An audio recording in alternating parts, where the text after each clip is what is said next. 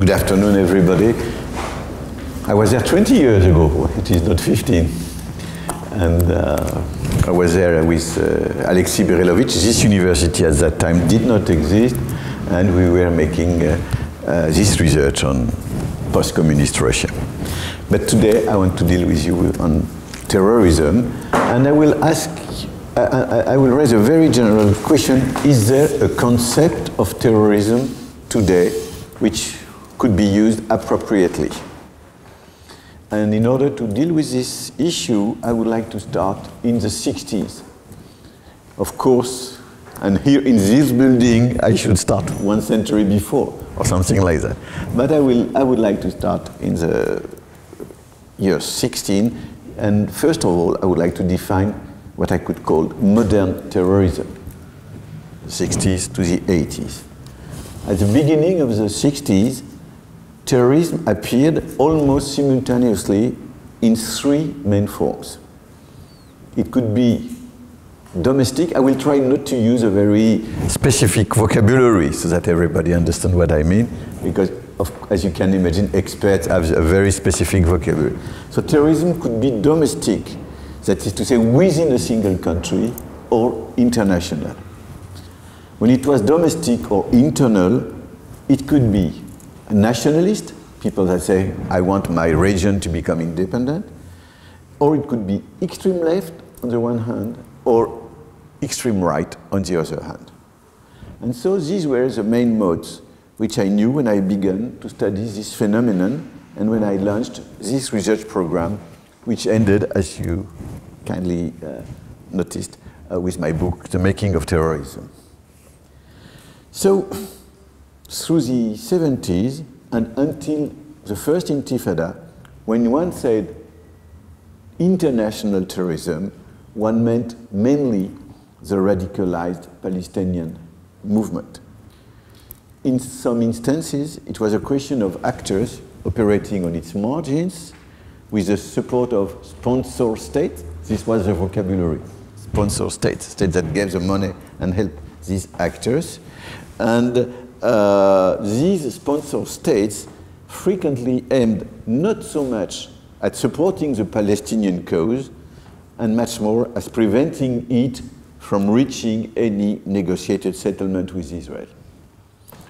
Iraq, Syria in particular, were among these states which armed extremist groups, frequently in a very cynical, instrumental and manipulative manner, making them do the dirty work which they themselves could not effectuate openly in a diplomatic manner.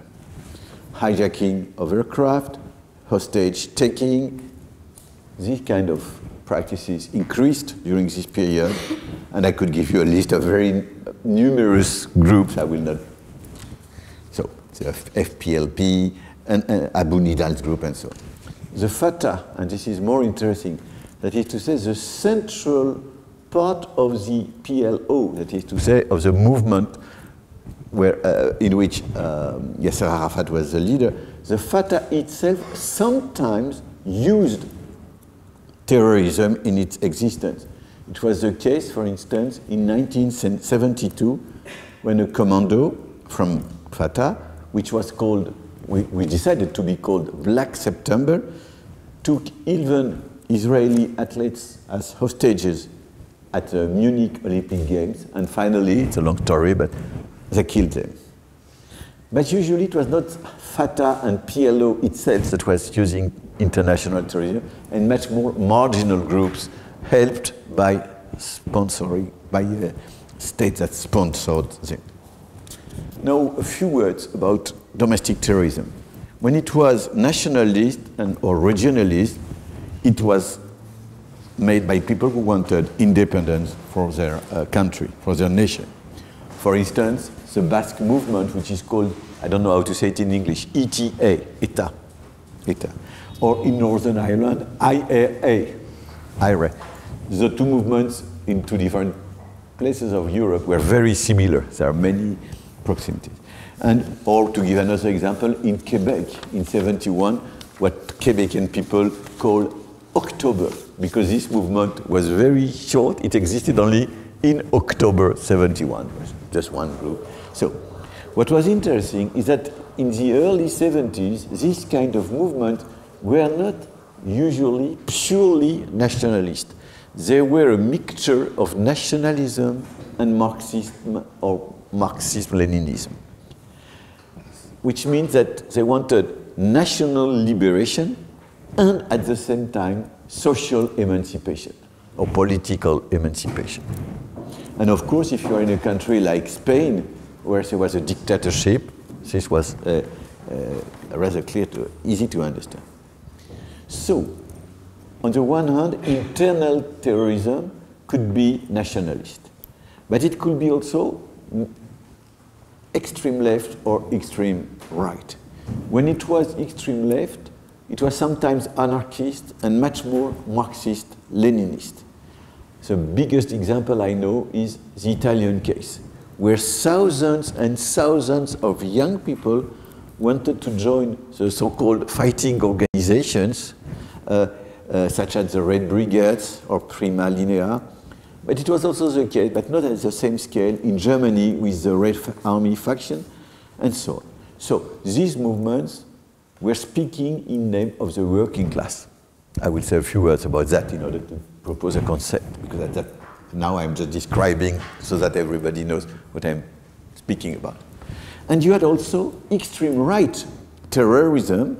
For instance, in Italy too, you had those people that introduced the so-called strategy of tension in order to create disorder and to finish with a coup d'etat and to take the power of the state.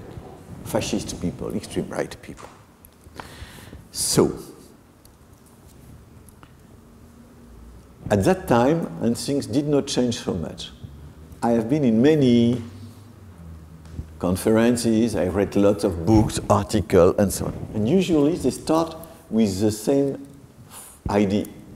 How can we give a definition of terrorism if terrorists are for some people freedom fighters and for other people awful barbarian killers? How can we give a definition? So this is a real problem.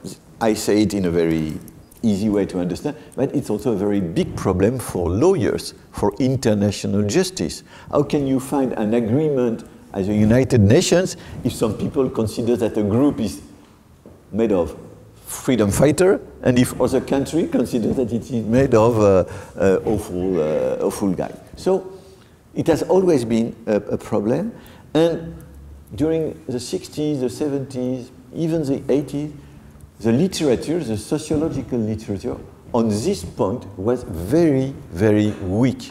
The best book I could read at that time was made by an historian, maybe some of you know him, Walter Laqueur. Laqueur wrote a not so conceptual but solid book on terrorism at that time.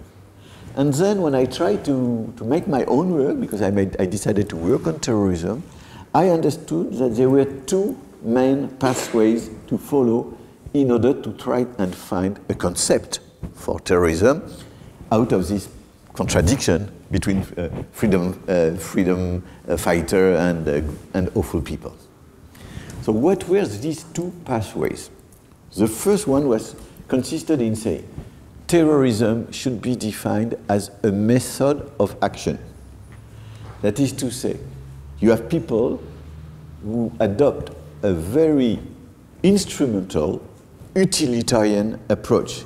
Terrorism is a mode of action in which the cost-benefit relationship is particularly interesting from the actor's point of view. Why?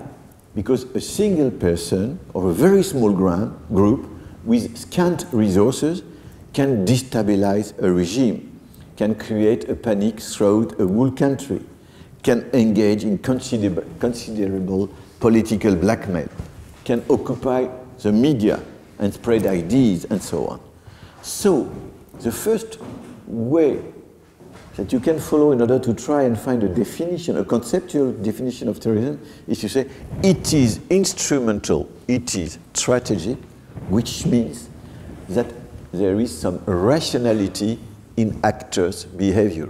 these terrorist people are rational people. They know what they do. They are able to be, we cannot reduce them to madness, to extreme behavior, to pathological personalities and so on. No, they can make strategical preparation, they can calculate. Let me give you a very simple example. Those people that made what American people call 9/11, the American terrorist attack in September 2001, those people were more clever than all American specialists of anti-terrorism. They went into plane with just some very, very small knives and with business airline tickets, so they appeared as very elegant people. So if you are very elegant, you are not a terrorist, of course. So these people could do this terrible attack because they had a very strong rationality.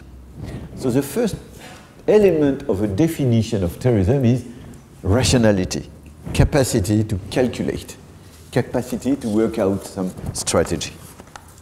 But of course, this is not enough.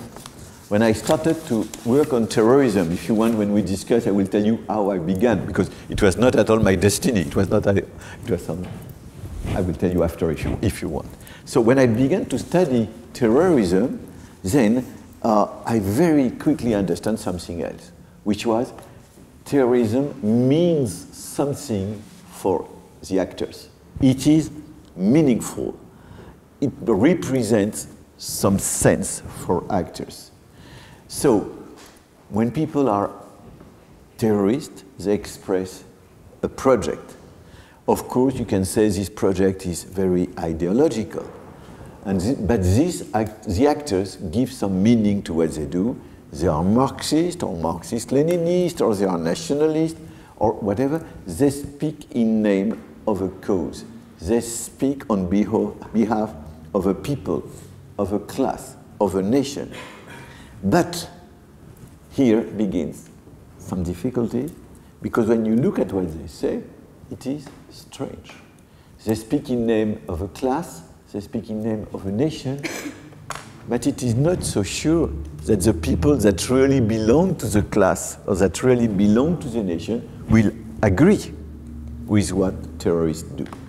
And so here is the second pathway in order to define terrorism from my point of view. Terrorism, I will use some Hannah Arendt's vocabulary, is the strength of an idea. It belongs a little bit, from that point of view, to the same family than totalitarian phenomenon. And what is striking is that when people use terrorism and give some meaning to what they do, it is always a strange meaning. It is a perverse meaning, a distorted meaning. It seems delirious. And when you listen to what they say, they don't only act, they speak. They quickly say things that normal people cannot understand. Very ideological, very perverse, and so on. And at the very end of a terrorist experience, in extreme cases, you will see within terrorist movement cruelty, violence for violence, total loss of meaning, which means that a process led actors to this extremity. Now let me say it a little bit more precisely.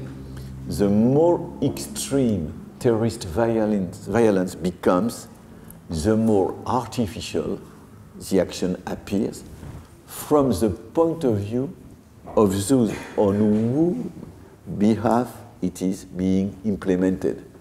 This is a more important point. And it is very clear, and I will say it more concretely, with the extreme left terrorism. Extreme left terrorism used to say, in the 70s and early 80s, they used to say, we are acting in name of the working class. But I made field work, I organized meetings between terrorists and real workers, and so I can explain you what I've done. It was a very, very strange research. I can tell you, the more terrorist is violent and speaks in name of the working class, the less real workers cannot understand why violence is used, which means that the more terrorism is extreme, the more artificial it is. They speak in name of a cause, a group, a class, a nation who does not recognize himself or itself within in the movement. So this is the second pathway you can follow in order to define terrorism. Terrorism is a kind of action who is used in name of a group, of a nation, and so on, in a very artificial manner. Now, let me be a little bit more precise. First of all, neither of these two pathways is adequate if taken alone. If you just have a purely instrumental definition of terrorism, calculation, strategy, and so on, it is not sufficient. If you have only a pure, let us say, ideological definition, it is not sufficient also. So, if we want to promote a concept of terrorism, my idea in the 80s or the 90s was that we must accept the idea that we must combine the two definitions, articulate the two definitions. Terrorism is both rationality, calculation, strategy on the one hand, and on the other hand, meaning, much more, loss of meaning, perversion of meaning, artificiality of meaning, in what they say, perversion of meaning. So this was my conclusion 30 years ago, when I was making fieldwork. So this conceptualization was very well adapted to extreme left terrorism, the Italian type. It was also quite useful in the analysis of international Palestinian terrorism, because, as I said, the more you were at the center of the Palestinian movement, the less it was terrorism. It was terrorist much more on its margins, much more when it became artificial and manipulated by some states, other states. So it was okay. And it was also useful to have this definition, because the more terrorism is an artificial language, the more it can be manipulated by other actors, the more it is, in my vocabulary, heteronymous, not giving meaning by itself, because people manipulate it. So it was also useful to have this kind of definition in order to understand how it was possible that a state like Syria or Iraq or Libya could manipulate some terrorist groups. But this definition was not perfect. It was not appropriate for terrorism when the violence is understood by many people, when it is supported, when it is expected by at least a part of those whom it claimed to represent. For instance, if you have terrorism in favor of independence, many people maybe will say, yes, I recognize that this is good. I recognize that this violence is necessary. So my definition or my conceptualization was better than nothing, to say it like that. But it was not perfect. So, what it can help, and maybe this leads me to my first conclusion. It helps, but it is not sufficient, because my definition could be useful in order to define what I will call now pure terrorism. Pure terrorism is when an actor is very rational on the one hand and totally artificial on the other hand. Mm-hmm. But in many cases, terrorism is not pure, to say. It is connected with some elements that the people will appreciate. I will just give you an example in order to be clear. I've been working in the Basque country in Spain on the so-called ETA movement. ETA is a terrorist movement which appeared under Franco, under dictatorship, in this part of Spain where people really suffered from the dictatorship and considered themselves as a nation. And in the 60s, and even in the early 70s, this terrorism was saying something like, the actors were saying something like, we are fighting in name of the nation, which is dominated by Spain, but we are also fighting in name of the working class movement, because at that moment the Basque Country was a very important industrial country, and we are acting in name of the workers because they are dominated by the dictatorship, and we are acting against a dictatorship. They could say that, and people could understand that. And this is the reason why this terrorism at the beginning was very weak, very limited. They did not kill lots and lots of people. 20 years after, Franco was dead, democracy was there, the nation, the Basque nation had been given a lot of freedom, a lot of possibilities, a government and so on, a strong status if you want. The working class movement was defeated because there was no more industry, I simplify, in this part of Spain, and so on. So the discourse of the same people was very artificial. When they say we are acting in name of the nation, in name of the working class movement, and against dictatorship, in 1980 or in 1990, this began more and more artificial. The more the discourse was artificial, the more extreme was the violence of the ETA people.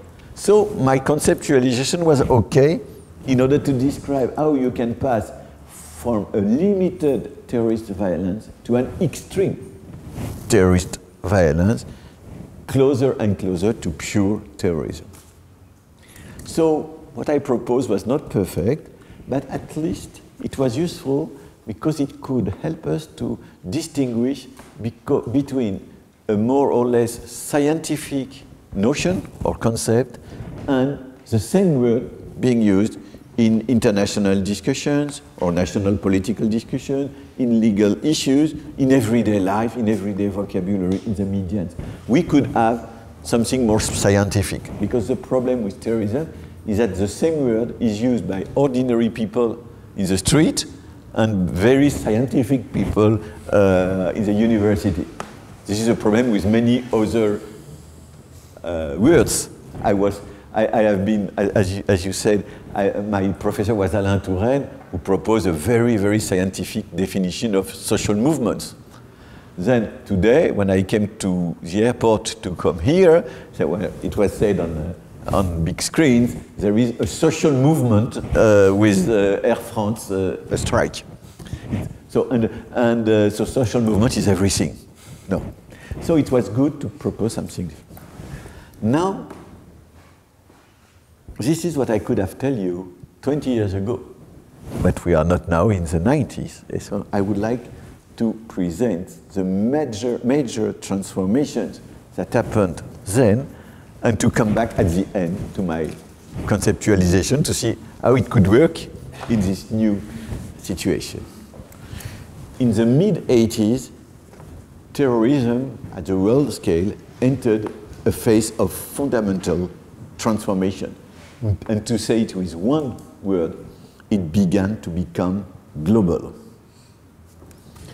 Of course, it is true that today there are still terrorisms that are still nationalist. You will find lots of them in the world. So this is classical. But first of all, extreme left domestic terrorism contracted considerably at the same time as the working class movements were losing momentum. And Marxism was defeated, real communism, and so on. So, it is true also that international terrorism has changed a lot. And this is why we have to pass from the idea of international to global. And of course, Islam here comes into play. So, I don't want to say that what I'm going to describe now is everything. I mean, I will not say anything about terrorism in India, for instance. There is a lot of Hindu terrorism. It's rather general, and my main idea is to deal with Islam. But you have other cases. So what happened is that in the Near East, in the mid-80s, observers, and I was part of these observers, had a lot of difficulty to understand something which was new. There was a lot of terrorism in the Middle East or in the Near East, where it was difficult to call it Palestinian or pro-Palestinian international terrorism, but it was also difficult not to call it Palestinian or pro-Palestinian terrorism. For instance, you had in Lebanon in 1983 a big attack against the American embassy. When I say a big terrorist attack, 63 people were dead. And when people say 63 people are dead, they always give the figure at the moment of the terrorist attack. But what people never say is that, 6 months or 1 year after, maybe you have many other people that died because they have been wounded, but they don't appear in the statistic. At more or less the same moment, a French military outpost was also attacked, the Drakkar, 58 people dead. So we did not know very well. Is it the Palestinian cause or is it something else which was beginning? And so there was a moment of, let us say, ambiguity or ambivalence. But more and more it became clear that the new terrorism that was appearing was connected with Islam, that is to say with religion, and not with Palestine, that is to say with a nation. We were passing from some definition of international terrorism to another one. And the second point is that this new terrorism was no longer a kind of mixture of nationalism and Marxism, as in the Basque case, but something very, very new. Maybe you remember that some years after there was a bomb attack, not a bomb, there were some bombs attack in Madrid in trains, and the government started to say, this is ETA, this is the Basque. And it became clear that it was not the Basque, it was Islam. So in the mid-80s, we began to enter in this new era. Of course, 2001, the 9/11 was a higher moment here. And what is interesting here is that we can say that terrorism began to be global with a certain number of characteristics. First of all, actors were living at the world scale. Those people that make attacks in New York or in Washington were coming from other places, had lived in many other countries, had been trained in Afghanistan or in Pakistan, were born in, I don't know, South Arabia and so on, and have been living in Egypt, have been sometimes studied in Germany. And so, I mean, these people, I would not say that they were cosmopolitan, but these people had no roots in any country. They were living at a world scale, and not defined by their belonging to a society or to a nation. The second point, that these people did not want to build their own state or to take a state power. The idea was absolutely different. Things are changing now, but this will be my conclusion. Now, these people, as I told you, were very good as instrumental, strategical actors.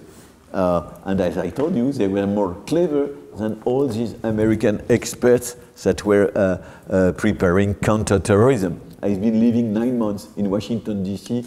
in order to study how the United States prepare anti-terrorist policy. So I met all these experts, and, well, terrorists were clever.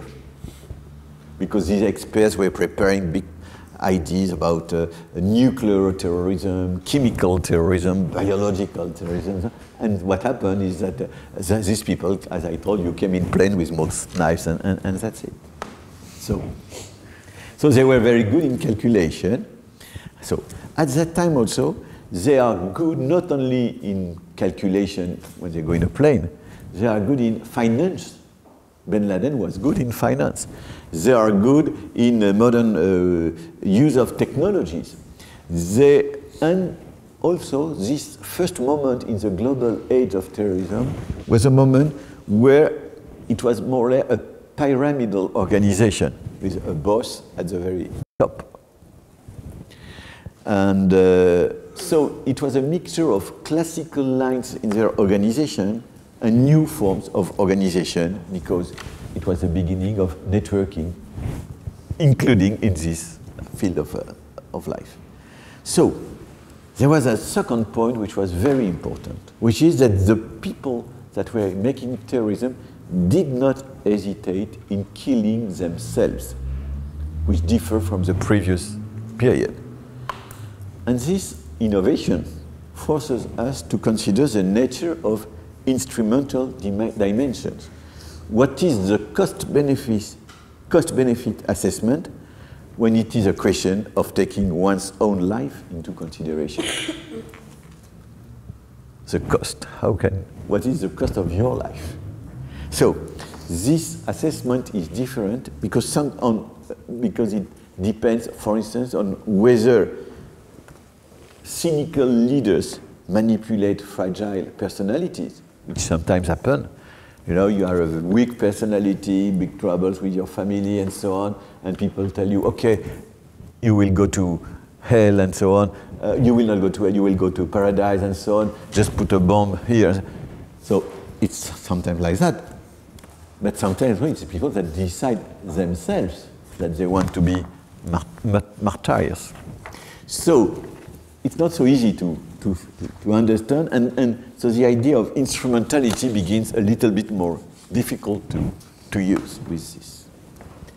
But the main point is that we were entering a new era, a global era. These people see the globe. They don't want at the beginning to master a state.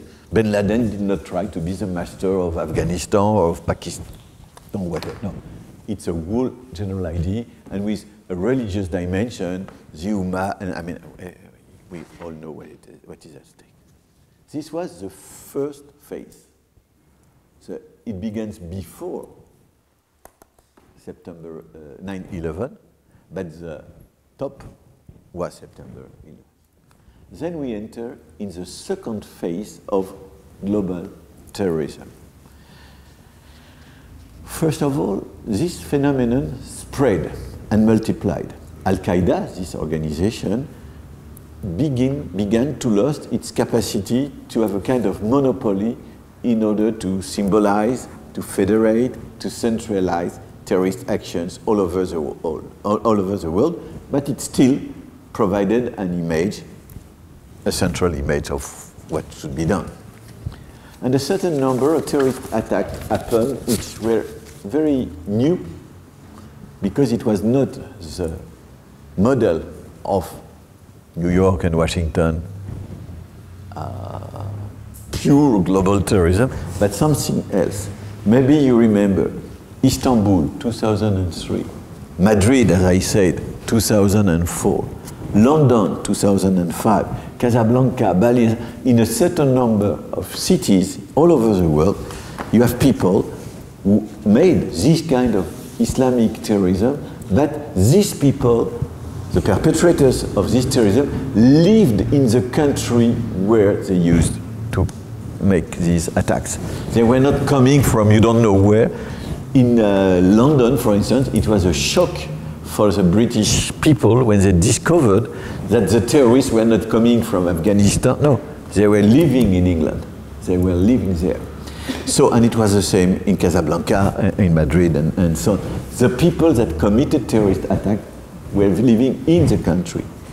Of course, their imagination was spurred by the same model of the first phase of global terrorism. But it was no longer a direct emanation of Al-Qaeda, Bin Laden, and the first actors. And of course, this new era has a lot to do with the use of internet, because internet provides, on the one hand, elements of meaning, religious and not only political, and on the other hand, technological elements. Today, everybody can prepare a bomb, or it's very easy with internet to know exactly how to do. Very easy to prepare a terrorist attack. So we entered in a new era. We can call it the post-Al-Qaeda terrorism, 2001, 2007, or 2008.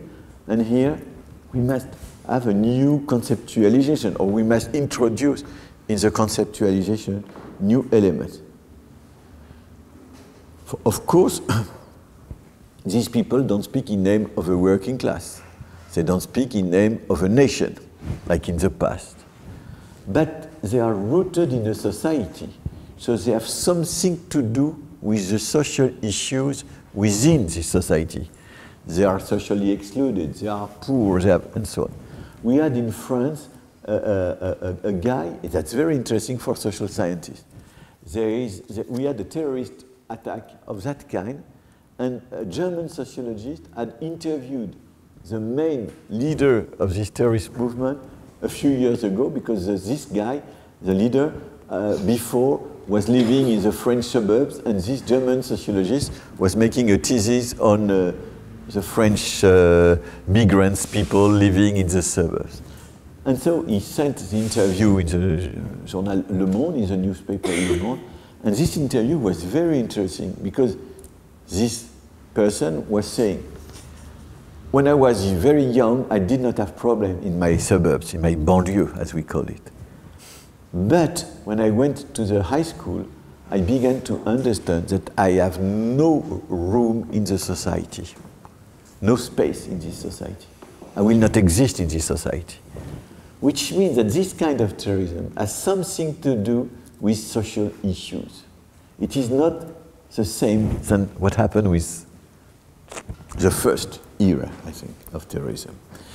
And what is interesting is that it is rooted in the society where it happens, and at the same time, it is sustained by a global imagination. Al-Qaeda, Ben Laden, Huma, and all these points. And that this terrorism is also a combination of destruction and self-destruction or martyrdom. Sometimes the old forms of terrorism are mixed with new forms. As I'm in Russia, I will be very careful because maybe what I'm going to say is not true, but you will tell me.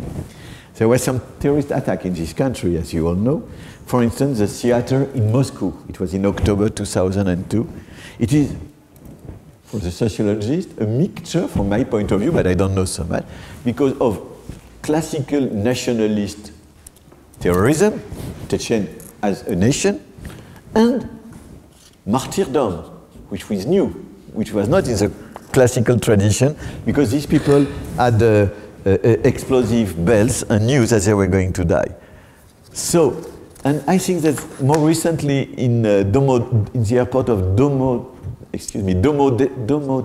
that's it? Domodedovo, in January 2011, 35 people dead.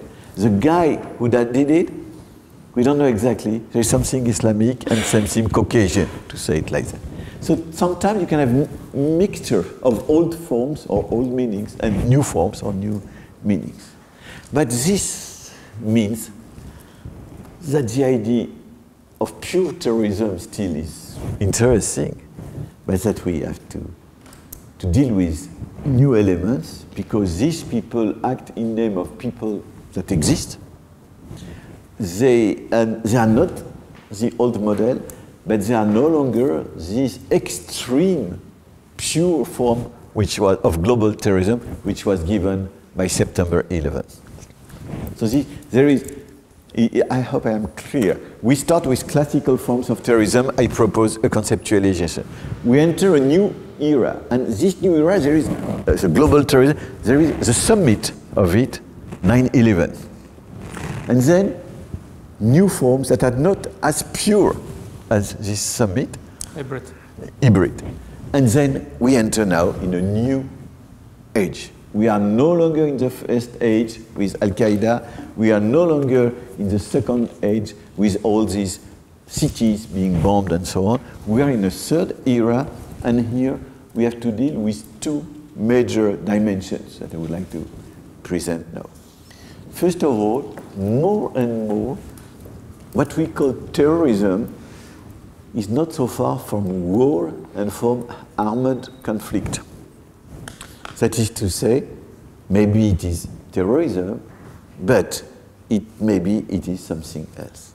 And the first point I want to discuss after that will be this idea that maybe you have seen in the media. In France, we could call these people loups solitaires, lone wolves. I don't know if in Russia you use also this expression. These guys that act absolutely alone or almost alone. So what happens is, on the one hand, a certain number of terrorist organizations appear as acting in a state or as a state or not so far from as a state. Let me give you a few examples. Boko Haram in Niger, it's quasi a state. Hakim, which is Al-Qaeda in the Islamic Maghreb, it's not a small terrorist group, they control territories and so on in the Sahel area. And today, as we know, Islamic, the French call it l'État islamique, the Islamic State. As you know, it's not so far from being a state, and it's considered as a war. What they do, they are preparing this state in Iraq and Syria. So these actors are very different from the previous ones, because it is not a question of small groups of individuals. No, it's military forces that act and that try to build a state.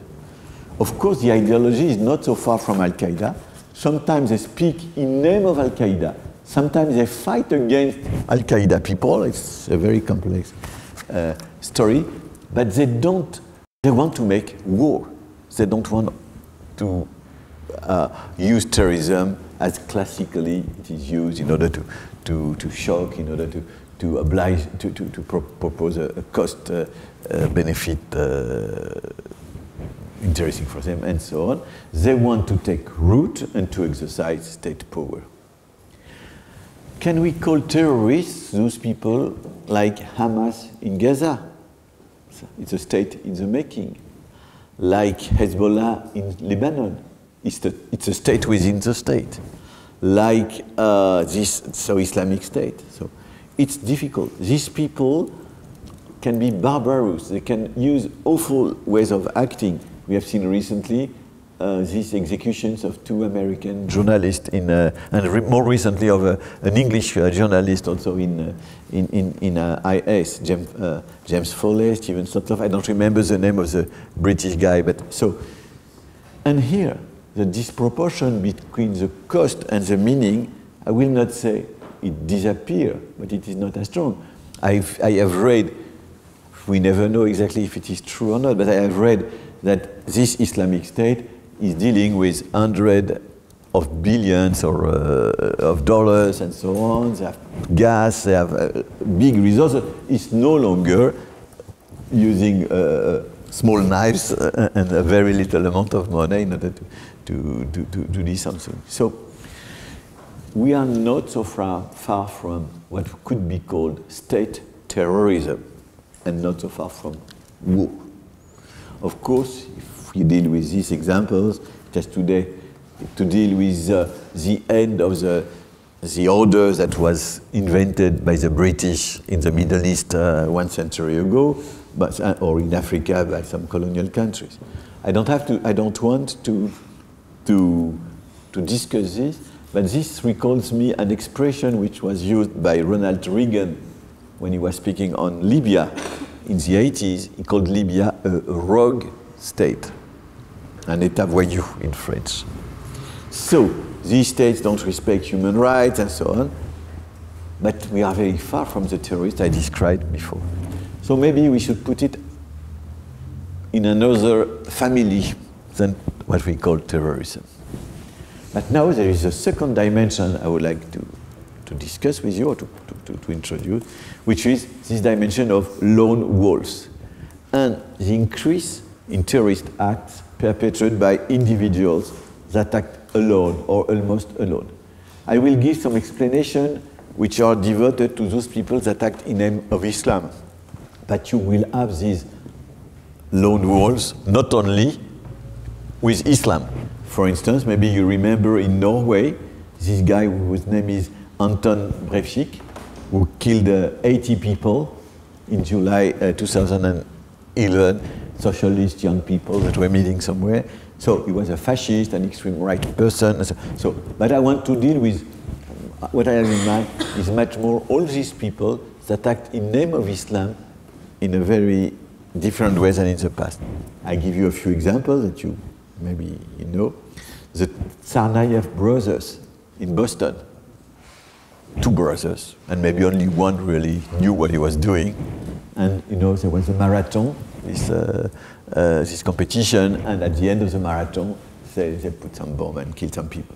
We had in France a guy called Mohamed Merah, who started by killing 3 or 4, I don't remember, military, because he hated the French army, and then he killed 3 young boys and a professor in front of a Jewish school because he was strongly anti-Semitic and he was acting in name of Islam.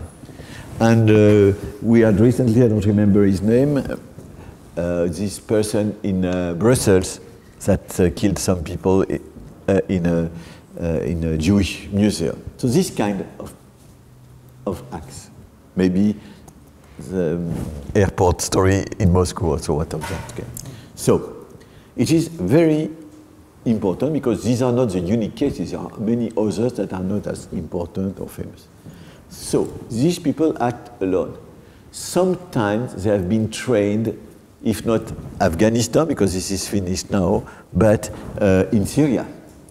You must know, for instance, that today hundreds of young people are coming from France to Syria in order to join what is done there, and sometimes some of them will become terrorists. So there is, but usually there is no connection with any kind of organization. These people know what they have to do. They don't need orders. They don't need somebody to tell them where to act. So there is a global meaning of this action.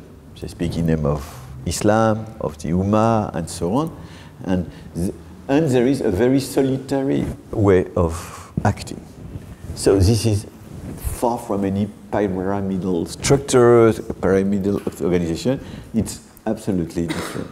So there is maybe some connections between the quasi-states that become terrorists, the war, and these people, because sometimes what one is doing alone has something to do with the ideas that circulate connected with these quasi-states. But this is not the point I want to insist on. What is for me important is the following point, and I'm not so far from my conclusion. So it's a real question, and as you see, I like to raise questions even if I have not really the good solution. So here the point is that for a sociologist, there is something very difficult. On the one hand, I can be a sociologist and explain how the ideas which are used by these loans, lone wolves, how they are produced in a society. In a society, if I say there is racism, social exclusion, many elements that make that many people will share the ideas of a terrorist actor. So as a sociologist, I can say, let us take the Norwegian case, not to be always in Islam.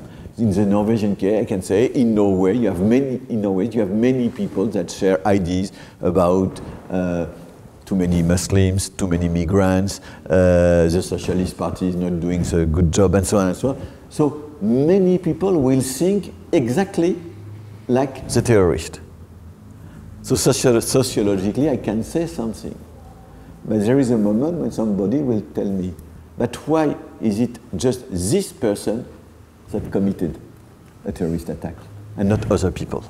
How can you explain the act of a single person, even if this single person knows that in the society many people will share what he is or she is doing?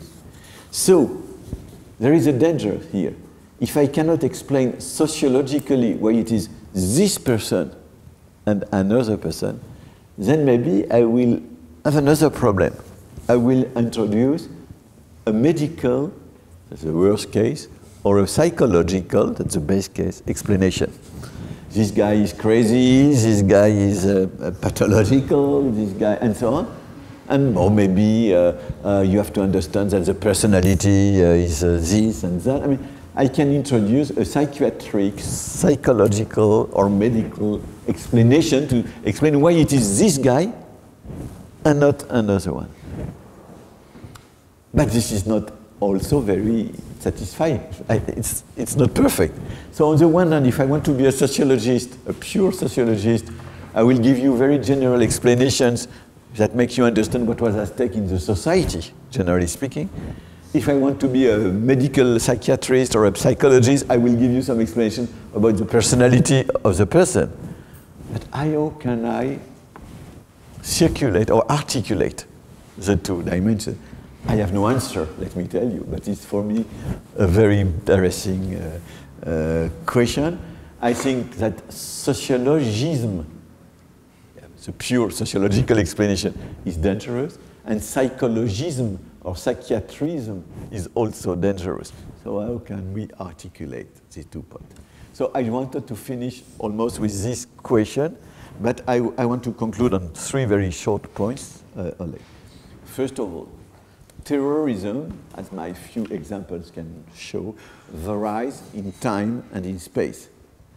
And a pure abstract concept is not sufficient because things are changing, and my proposal of the 80s or 90s is not sufficient. So, but what is important is what we must always try and see if a conceptualization is useful to understand better concrete historical events. If not, it's not so interesting. So, to say it very differently, and Oleg will share, I'm sure, my point of view, social sciences should always include historical perspectives, to say it like that. My second point is that today we entered in what we can call global terrorism, which does not mean that the actors are themselves living at a global scale. But in order to explain what they do, we must take into consideration global dimensions, symbolic dimensions, and so on. And my last point is that I still consider that a definition of what I called pure terrorism, mixture of articulation of instrumental dimensions and dimensions connected with meaning and losing meaning, I still consider that this is useful. But it is not a pure abstract definition. We must try to articulate these 2 dimensions when we deal with such terrorist experiment, but it is not, we cannot propose, this is my last word, we cannot propose a theory of terrorism. We can have analytical tools, and for me the main 2 analytical tools are instrumental dimensions and dimensions of meaning and loss of meaning. So these were my ideas about terrorism today. Thank you, Oleg. Well, thank you so much.